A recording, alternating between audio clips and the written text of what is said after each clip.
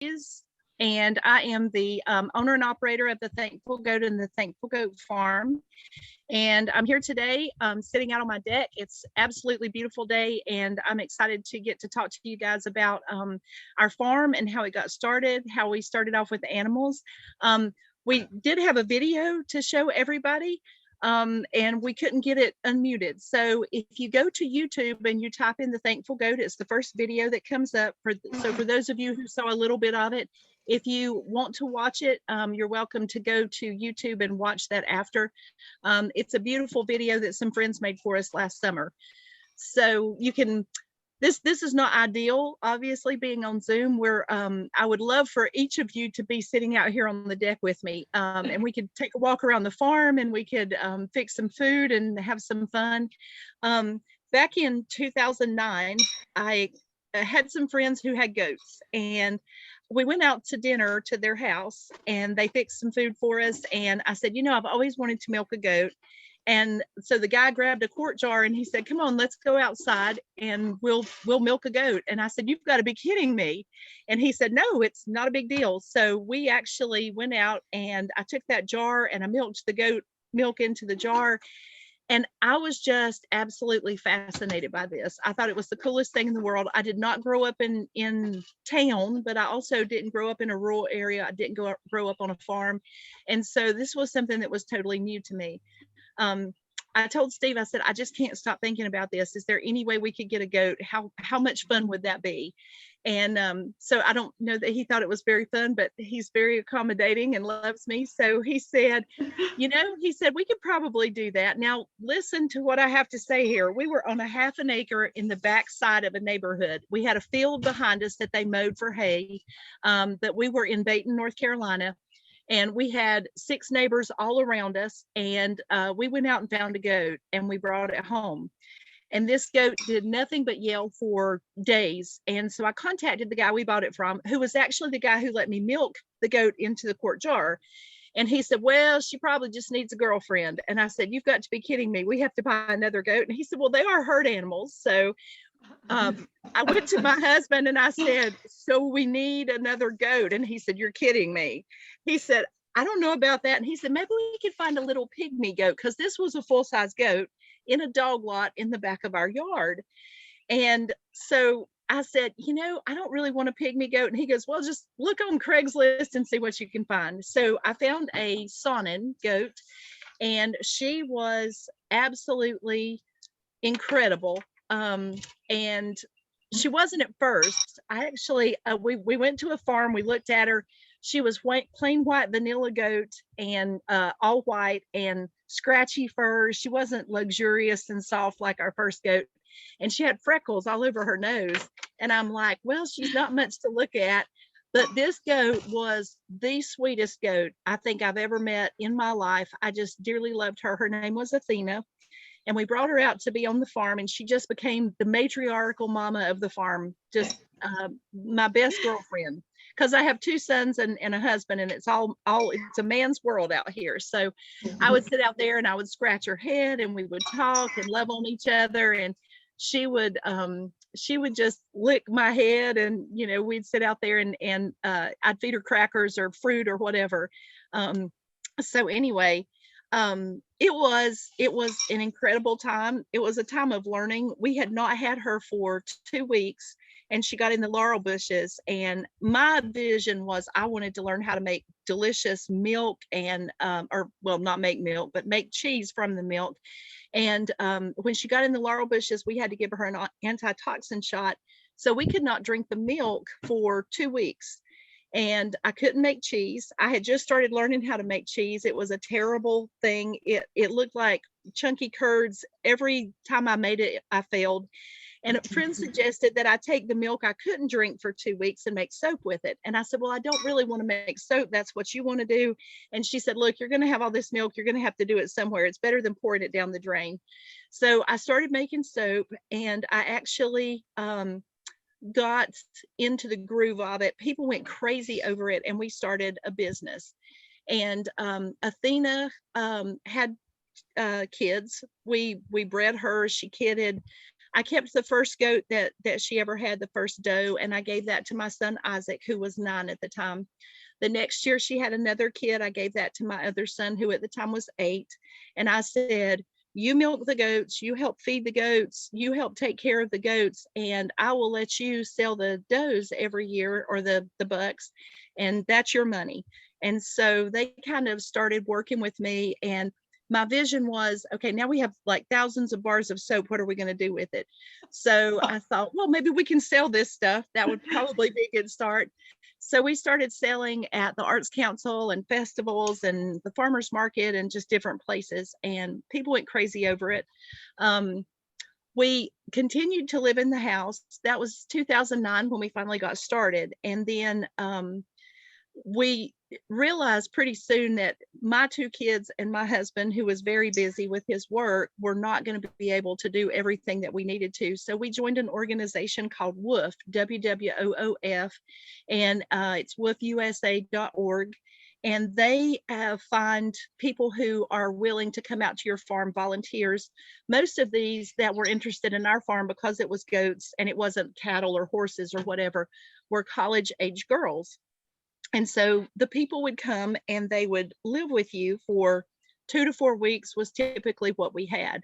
And I presented this to my husband. I said, I have an idea. I can get free help. I said, you have them come out, they live with you for a couple of weeks. You teach them how to garden and farm and do goat stuff. And in turn, they give you 4 to 5 hours of volunteer work a day. And then all of this stuff gets done. We can build a chicken tractor. We can enlarge the goat lot. We can build a bigger barn, different things like that. And he said, that sounds like a great idea, honey. And what he was actually thinking in his head was, she's gone insane. There is no way people are going to come sleep on our couches, because we didn't have an extra bedroom space, work in our yard that we call a farm, and like plant things and feed goats. And we had, how many interns did we end up having? About we had a little over 100 in the first 3 years. Oh my goodness. I thought we would have, one here and one there.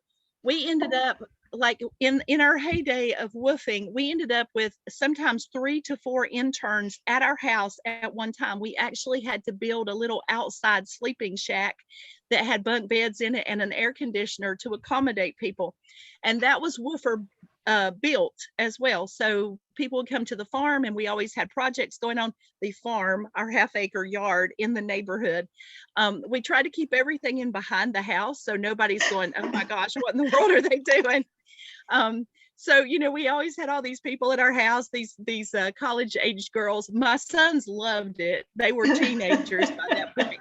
And they're like, sweet, we got all these girls and they're hanging out, and they take them for milkshakes at cookout. And so it was a really fun time. We would actually, we'd work hard during the week. We'd go to the farmer's market. We'd go to festivals. We'd make products. They would get up and go milk the goats in the morning. They would harvest the garden, bring it in. I would make food. They would help me with food. And they kind of became a part of our family. And they would come, they would rotate out. We would get new ones. Sometimes they overlapped. Sometimes we'd have one. Sometimes in the middle of their stay, we get another one. And so it was really interesting. And you don't really think, oh, well, who are these people going to be? They were from all over the world. We had people that came to the farm from about 13 different countries and all over the United States. And it was just a very cool, enriching time in our lives. They would bring recipes from their home and they would cook from us. We would sit and do art together. And that's when I started really learning how to do a lot of extra things like quilting and canning and drop spindle spinning and all these different things that I could teach these girls when they were there. We only had about a handful of guys. Typically, I guess goat farms are more, girls are more into that. We homeschooled our kids and they were home, so we could go to the festivals and do the things that we needed to. And it also taught them entrepreneurship.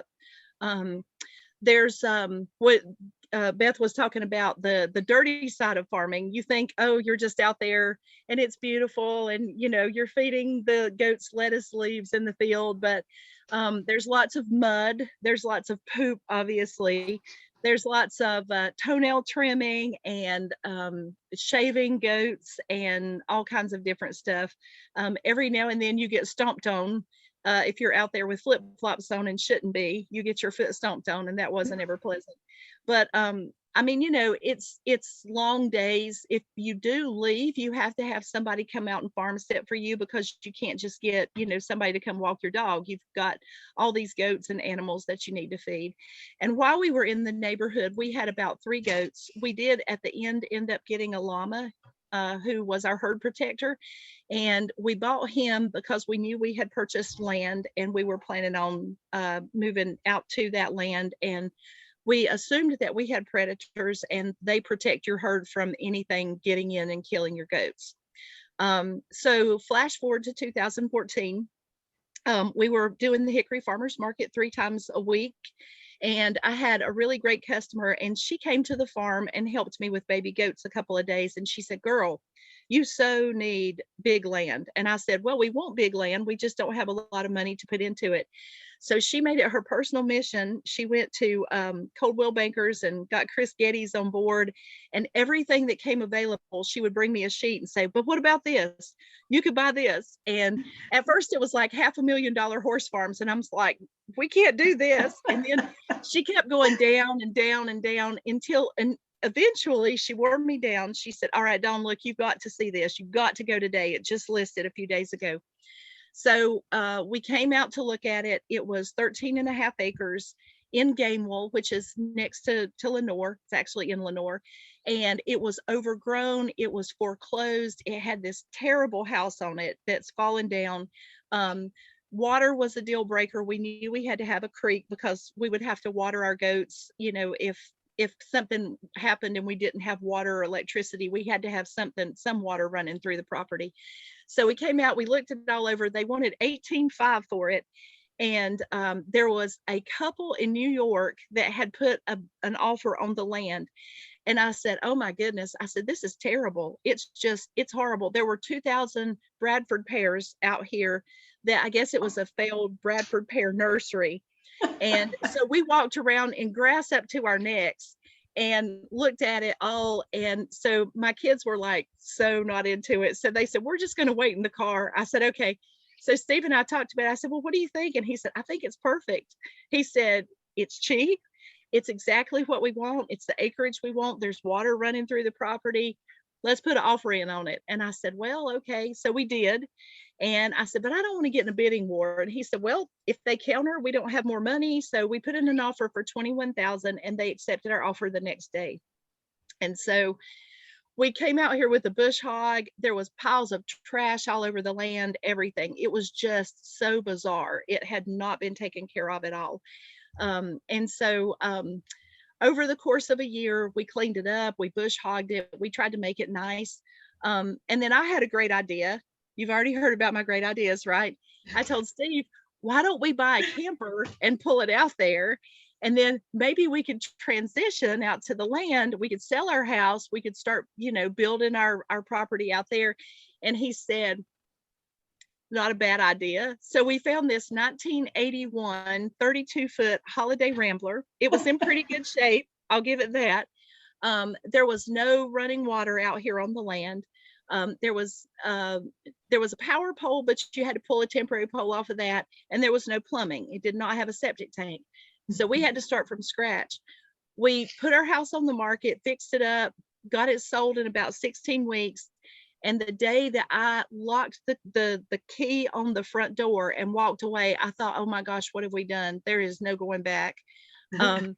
We moved out here to the land, and it started raining for 2 weeks, and we thought we moved into Noah's Ark. It was just the field was flooding. It was insane. And so we lived out here. We finally sold the house and closed on the house. We took all the money that we made from the house and started building our house.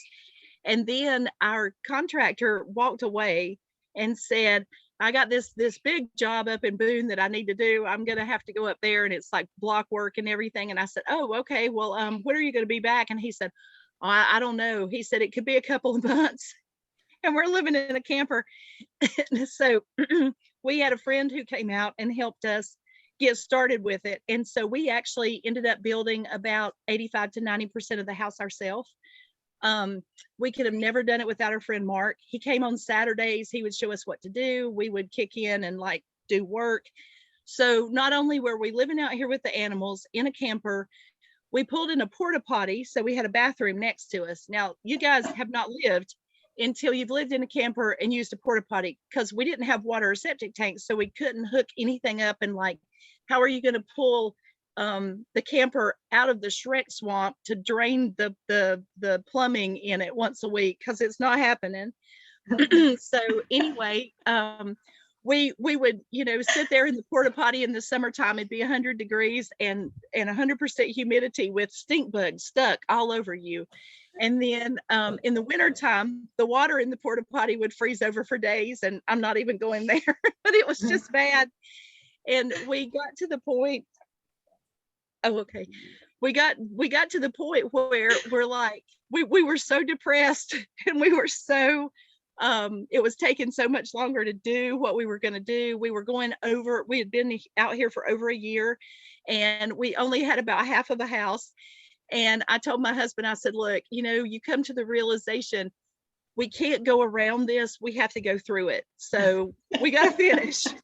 Like, we are where we are. At one point, we ran out of money. They wouldn't give us a loan with the bank because we had started building the house ourselves. You have to start from scratch. They want you to either borrow it all or nothing. And so we had a dear friend who said, you know what, you're almost there. We'll let you borrow the money and then you can just pay us back. And so we thought about not doing it, but we said, how else are we going to get through this? And so we did. Our whole goal in this was to get out here, build a small house, and actually pay for everything. And so building this house, closing the house, walking away, coming out here, going through that whole process, it was 21 months that we lived in the camper. That was the hardest part by far. It was almost 2 years. And the reason we ended up moving into our house here is because I had to have hernia surgery from lifting all these heavy boards to put the boards up on the ceiling. And so my umbilical hernia that I was born with ruptured. And I'm laying in the camper one night. I said, I don't think this is normal. I'm laying there on my back, and I pushed my stomach out and my intestines came up. And I said, I think I need to go to the doctor. So I had to have emergency hernia surgery. And I told Steve, I said, we're moving up to the house. And he said, there's no heat, there's no water, there's no electric. I said, it's an enclosed shell. I said, we can make it happen, but I am not going to crawl in and out of this bed back here in the back of this camper and recuperate. So we moved up here and donned the house. The new name was Squat House, because we were squatting officially. And of course, the building inspector didn't know. Guess I shouldn't be telling this on like a recorded Zoom that's going to be, but we're not in Catawba County. So anyway, we were sleeping up here on mattresses in the floor. That went on about another 17 months. And when we got our final occupancy and we were all said and done, and you're never all said and done, don't take this the wrong way, you're always working on it still. But when we finally got occupancy and we had running water and flushing toilets, and you cannot imagine how thankful the Thankful Goat people were. We only thought we were thankful before. We were not. We knew nothing about being thankful. So in the meantime, we had animals here. We quit having interns because you can't really bring an intern out to the land and say, well, we have a deck built onto our camper here, so we're all going to go in and close the blinds. Here's 4 gallons of water, a washcloth, and a bar of soap. Just pour that over your wash, you'll be good. And then tonight you're going to be sleeping in your tent out here in the woods. We didn't think that would go over real well. So we discontinued interns, and we thought, well, you know, if we can do this ourselves, we can do anything ourselves. Some of the best parts of that were, you have no idea how much stronger that makes you. I mean, we felt like we were strong people before, but after we did all of that, we felt completely empowered. We said, if there's anything we ever need to do, we have perfect confidence that we could make it happen. The other incredible thing about having a farm is baby goats. They are the best thing in the world. I can't tell you how many baby goats that we have birthed into the world over the last 11 years. And I remember one of the fondest memories I have about baby goats is we had Athena, our main mama, and her daughter Hera were both bred on the same day. And they actually kidded on the same day, which almost never would have happened. You know, there's a 5-day kind of in between period. But Hera was Isaac's goat. He was 12 at the time. And I had gone to lunch with a friend, and Steve called me and he said, Hera's in labor. And I said, oh my gosh, we'll grab it to go. We'll come home. And he said, nope. He said, stay, enjoy your time, have fun. And I said, what are we going to do though? There's baby goats coming. And he said, Isaac's out there right now. He's going to birth the goats. And I said, oh my gosh, honey, he's 12. And he said, he's got this. And so I said, okay, just call me, give me news if you have any trouble. I was about 2 miles from home. And so when I got home, there were 2 beautiful little baby goats running around, and Isaac was beaming from one side of his face to the other. And then that was lunchtime. At dinner time, my parents came over and we were about to sit down to spaghetti, and Isaac comes busting in the house and said, Athena's in labor. She's about to have babies. So I said, if you'll excuse us, we're going to go outside. And so we went out, and it was just Isaac and I. And he looked at me and he said, Mom, I got this. And I said, all right, I'll just be right here and I'll assist. And so he went in. One of the babies was not coming out exactly right. It had a foot here and a foot back here. And so I told him, I said, put a glove on. I said, you're going to have to go in and feel around for the foot and pull it gently forward, get them both where they're right here. And I said, then it'll slide right out. He said, okay. And so he did. And I could not have been prouder of that kid at that moment. I mean, it was just amazing to know that he just ran headlong into the challenge of that. So basically, where do we go from here? At this point, we're hoping to build a few cabins out here on the land and start an agro-tourism farm where people can come out and stay and learn to do some of the fun things that we did with the interns. I also teach classes now, either here at my house or in other people's houses. And I offer things that I taught the interns. I also became very proficient at bread making during the Corona-cation that we had last year. It was one thing that I was terrible at, and I'm like, I'm going to master this. So I learned how to make every kind of bread that I could and get really good at it. And I haven't figured out what I'm going to move on to after that, but there'll be something. There always has to be something, right? You can't just sit still. And so we hope to have the first cabin built maybe by the end of the year and start offering that on Airbnb. We also are planning a big garden this year, and so we're working on that. And then I also have started catering to kind of pad my funds for being able to do missions work. And so that kind of keeps us busy. We've made, a few changes over the years. Right now, we currently do not have any animals. When we start up the agro-tourism farm, we're probably going to handpick some animals and start raising goats again, because for the last few years, we haven't had baby goats. And we also had a tragedy to happen. When you're in it long enough, you do end up losing animals. And back in 2018, we lost Athena. And like I said, she was just my main girlfriend. I loved that goat. And I absolutely, it killed me. And there's still days where I just miss her so much, because we had so much fun together, and we would not have all this.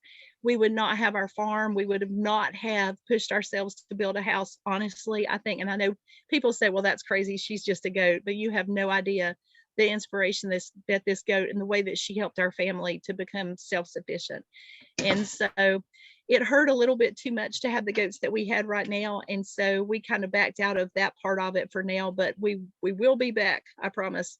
So we're just kind of taking whatever it is that comes next and just doing that. Steve said that he has a way to fix the video. I can take questions and then we can watch that at the end if you want to, Beth. Does that work? Sure, that's great. Okay. So does anybody have any questions for me about what I talked about? I have a question. I Okay. know that you have raised a lot of different types of animals. Mm-hmm. Which is the hardest? Which one did you have the most difficulty with? Rabbits would be the most difficult because they're really hard to get bred. Then when the babies are born, it's really kind of hard to keep them alive until they get to the point where, and they were meat rabbits. So we raised them for meat for our family. They're really hard to raise. If like a possum is walking underneath the cage, the mom will freak out and she'll jump out, and sometimes she ends up killing babies in the process. There's a lot to it. Chickens are the dirtiest. A lot of people say, oh, chickens are little. We'll start with chickens if we want to do like a little micro farm. Do not do chickens. Get goats. Even if you get the big dairy goats, they're a whole lot easier than chickens. And with chickens, you're just constantly, having to clean the chicken pen out. You've got to keep them really clean or they'll get sick. Goats are a whole lot easier if you've got, the space for goats. And like I said, we had them on a half an acre. We ended up having about a 30 by 40 foot enclosure, and we just kind of, we fed them, and we would go in and we would muck the goat lot out about every other day usually, just to keep it clean. But goats are a whole lot cleaner too. The most fun animal on the farm is a duck. Ducks they have this perfect smile already plastered on their faces, and the ducks were hilarious. They would come out, mock, mock, mock, mock, mock, mock, mock, mock, and it was almost like they were trying to talk to us. And so we had this Indian runner duck, and her name was Little because she was the littlest one that we bought from the whole lot of ducks that we got. And we had about 3. That was the most we ever kept at one time. But the interns forgot to feed the ducks that morning, and so no food got thrown out down there. And so Little comes up to Steve, and she's going mock, mock, mock, mock, mock, mock, mock, mock, mock, mock, mock, mock. And we said what she was actually saying was, now I don't want to get anybody in trouble, but that guy, he did not come down here and feed us. So if you don't mind, we'd love to have something to eat.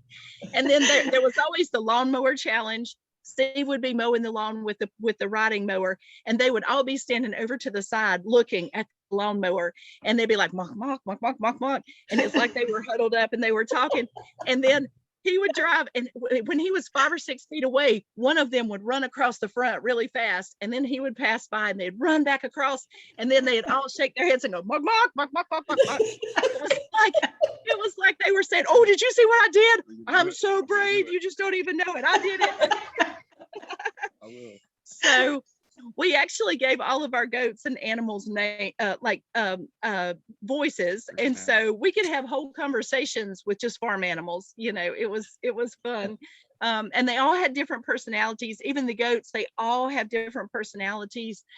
One time we thought about buying a full-grown mother pig that was pregnant and bring her home and put her in a section of lot in the back of our yard. That did not go very well. So we decided not to buy the pig at the last minute because we thought, what are we doing? What if this pig gets loose in our neighborhood and terrorizes the neighbors? So anyway, who else has a question? Okay, I don't have a question, but I'm just your adventure and your joy in this, pursuing this path is it just makes me happy just to hear you talk. And well, thank you. I feel very blessed. I'm telling you, Steve and I both think that we have just been issued the most incredible lives. I mean, and we've made it so, people say when the coronavirus hit, there were people who said, well, I've binge watched everything on Netflix and I've drunk 300 bottles of wine. And I'm like, what? Get out and live, people. You can go out in your yard. You don't even have to have a lot of space. Just do something, Well, have you always been that way? Have you always been so full of life? My husband just answered and said yes. Okay. Yeah. I am a people gatherer, and I embrace life. I really do. And I love people. I loved having the interns over, having people. Sometimes we'll have my husband, excuse me, the pollen. My husband's a pastor, and so sometimes we'll have 30 people over for dinner, and it's like no big deal. But I do like to cook too, so there's that. So anyway. Well, it's just been good to just hear you talk and and see how you do embrace life.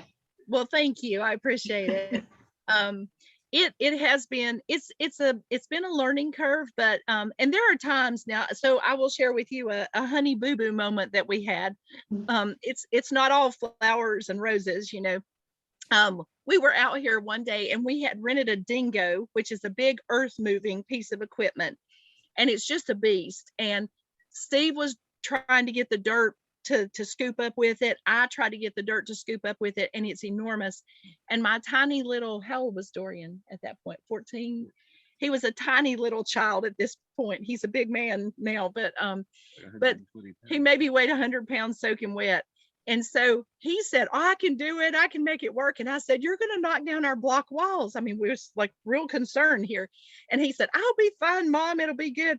So he's like testing it out. Well, Steve and I get into an argument. We don't argue very often, and we don't argue very strongly with one another, but we were in an argument, and I was like, what are we going to do? We've rented this stupid thing. And it was 100 degrees outside. It was July. It was hot. We were all sweating. Stink bugs probably stuck to us. And so Dorian proceeds inside to the basement, and he's digging the dirt out and bringing it out and dumping it and going in and dumping it. And Steve and I are out there, and it's loud. And so we're yelling at each other. And the next thing I know, I'm laying on the ground in the dirt, and I'm just crying. And I said, this is just terrible. It's awful. And Dorian's up there and he just continues to bring dirt out. And we have this aha moment, and we just stop and we're looking around, and he's like, are y'all finished yet? I was like, yeah, I guess we are. But you know, you get completely overwhelmed sometimes. I mean, because we didn't know what we were doing. My husband's a pastor. He's not a contractor. And so there are times when you just get completely and utterly fried. And there's times when you just get so depressed because you think, we're never going to move in this house. We're never going to have an actual farm. It's never going to be pretty. Since 2016, when we moved out here, we've been living with the same construction driveway. And so we actually just spent, my gosh, it was terrible, $18,700 to get a driveway put in and some grading. And honestly, it was the best thing that we've ever bought, I think. We love it because now we can just, the ease of just driving up our driveway and parking the car and not having to like pretend like you're in motocross and, oh my gosh, there's a rock and you have to go around this bump and everything. It was crazy. So anyway, does anybody else have any questions? No? I just want to say that this. Oh, go ahead. Yeah, Melissa. I just want to say that this makes my heart so happy. My husband and I just moved to a farm Oh, yay. a year and a half ago, but we do have chickens, but I have the fever for other animals, but you just make my heart so happy. Then you know what I mean about how dirty chickens can be, right? Unless you've got like 2 I chickens. love them. Yeah. love Oh, I them. love have my so chickens many. too. Honestly, and I didn't say that up front. I loved all of my animals, but there are ones that are just harder to take care of than others. But yeah, we loved our chickens. We named our first chickens. That's a big mistake because chickens get old. And our sons were little when they got their chickens. And so when the chickens got old and they passed away, it was like losing a family member, you know. But yeah, chickens and goats, you know, for the times when you do have loss, the times that you have that you share with them and all the memories that you have from all of this, it's going to be absolutely incredible because you'll go through all of these same feelings that I've gone through, and you'll have the kind of adventures that we've had. One time we had a goat, it was the first goat that we got, Buttercup, before we got Athena, who's on all of our product, and she was like the face of the Thankful Goat.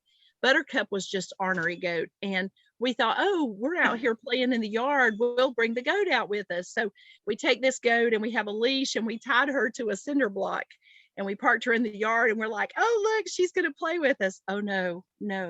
You know what she did? Something spooked her and she bolted, and we've got a 70-pound goat dragging a 28-pound cinder block around our house.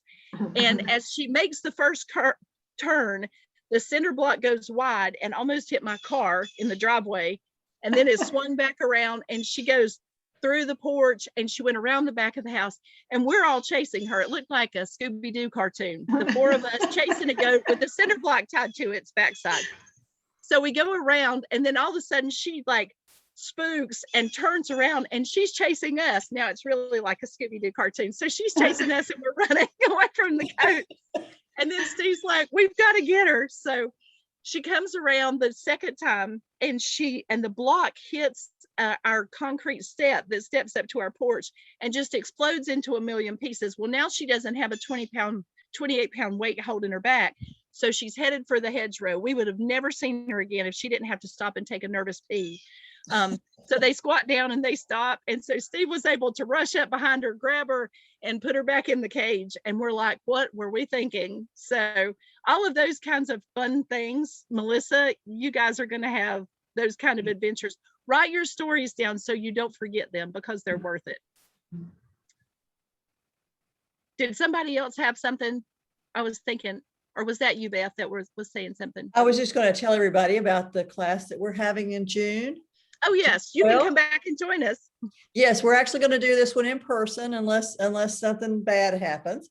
We pretty much have to, but we're having a goat cheese making class that Don's going to teach for us on the 12th of June, which is Saturday at 10 a.m. And it's limited availability, so register now so you get in. And we're going to have some nice, delicious cheese. And we'll get to eat the cheese. Yes, Don's going to show us how to make brie and chèvre. And then we're going to do 30-minute mozzarella. Mm-hmm. And we'll talk about a whole lot of different cheese. If it's something that you or you've got friends that are interested in making cheese, you don't have to have goat's milk to make most of these cheeses. I will point you in the right direction to purchase the things online that you need for cheese making. And you can take cow's milk or anything. Some of these cheeses you can buy milk in the store if it's not ultra pasteurized. And so if you like cheese or you have friends that like cheese, be sure and let them know about the class. Who doesn't like cheese? That's you just have to eat cheese. Well, I know Monica said that she can't have cheese, right? I like it. Yeah. Oh yeah. Everybody loves cheese, right? So especially goat cheese. I love it. Oh, it's delicious. Oh yeah. Yeah. We actually learned how to make goat milk caramel. It's called cajeta. And we made kefir and yogurt and all different kinds of things with our goat milk. So it's very versatile. Mm-hmm. Goat milk is wonderful. So I'm looking forward to teaching that class. I hope to see some of you guys there. That would be awesome. Do you want Steve to try to run the video? Yeah, he looked up on. Yes, okay, that would be great. Right. It's a little bit of it's kind of a visual to go with pretty much what I told you just now. So we'll try it. It can't have the enthusiasm. One more time. Oh, he found a button. It says share sound. That makes sense. Doesn't it? There you go.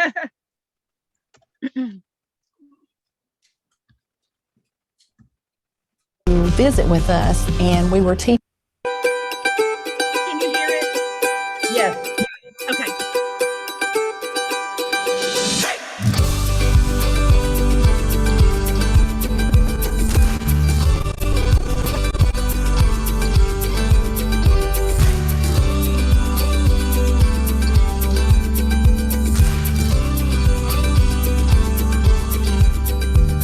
Mathews, owner and operator of the Thankful Goat and the Thankful Goat Farm.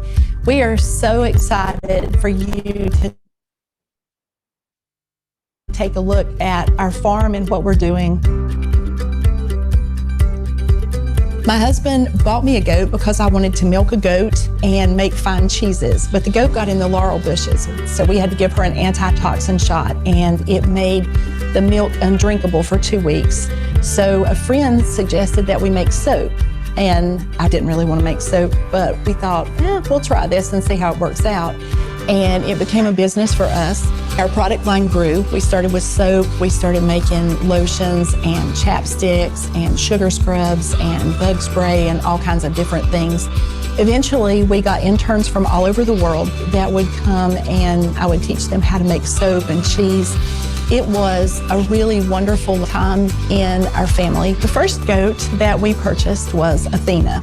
We bought her from a little farm in Mountain View. Athena was our matriarchal mama. She's the one who is on our logo, on all of our products, on our t-shirt. The relationship that we had was so special. Without her, I couldn't have done anything in this business.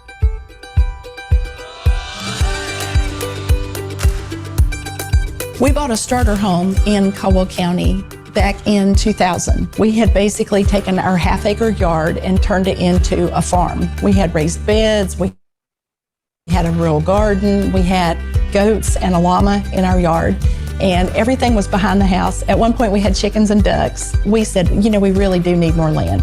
And so we found this property. We have 15 and a half acres now. There's room for the goats, there's a stream, there's a field, there's hills. It's just absolutely beautiful. We love living here. In 2015, we decided maybe we could find a camper and we can move it out to the land. We can move all the animals out to the land, and then we could get our house on the market because nobody wants to buy a half-acre house with a yard that has a farm in it. So we started working hard to do that, and in September of 2015, we found a camper. It was a 32-foot 1981 Holiday Rambler. When we moved into the camper, we didn't have a well, we didn't have a septic tank. We need to bring our water in 4-gallon jugs in order to cook and drink and clean up with. We also had to get a porta potty brought out to the land. And when we finally sold our house, we moved out here 100%, and we lived in the camper for 21 months. We started with the subfloor, and we worked our way up and built about 90% of the house ourselves. We had a friend from church who said, I can help you with that. And Mark Eichard came out, and he helped us so much. He would teach us on Saturdays what we needed to do, and then throughout the week we would work every day and we would accomplish projects. That has been one of the hardest things that we've done. It's also been one of the coolest things that we've done in our married life. We remember every single piece of sheetrock that went up and every single board that went into the ceiling and every single rock that went into the corner over there. And so there's just an amazing feeling to be able to have accomplished that.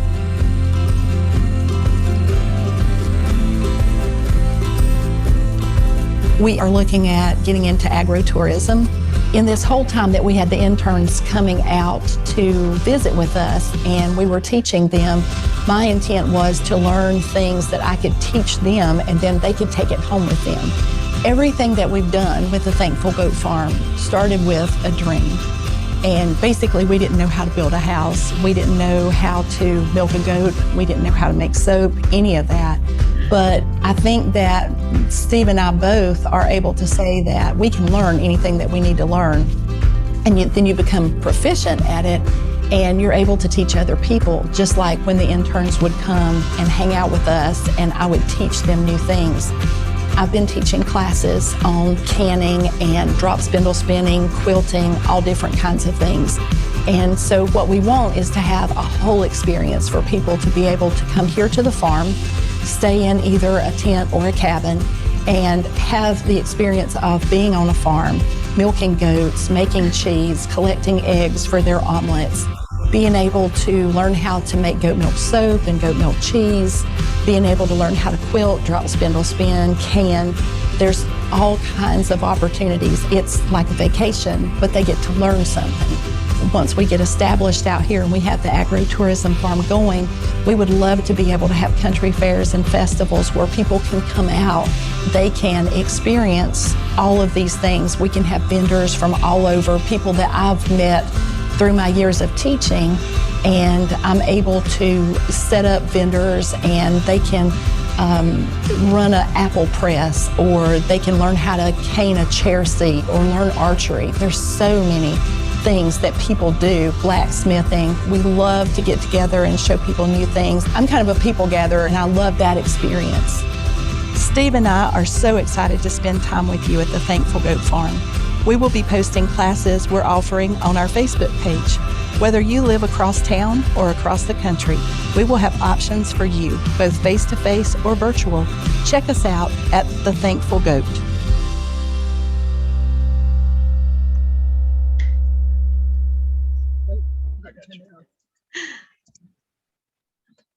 Okay. Was that good? Did you Yeah. hear it? Yes. Okay. All right. Excellent. Okay. So that gives you a visual, a little bit of what our land looks like and what we've been doing out here. So does That's anybody beautiful. have any other questions now that you've seen the video? All right. Well, do I turn it back over to you, Beth, at this point? Yes, I guess so. Let me turn the recording off and Okay.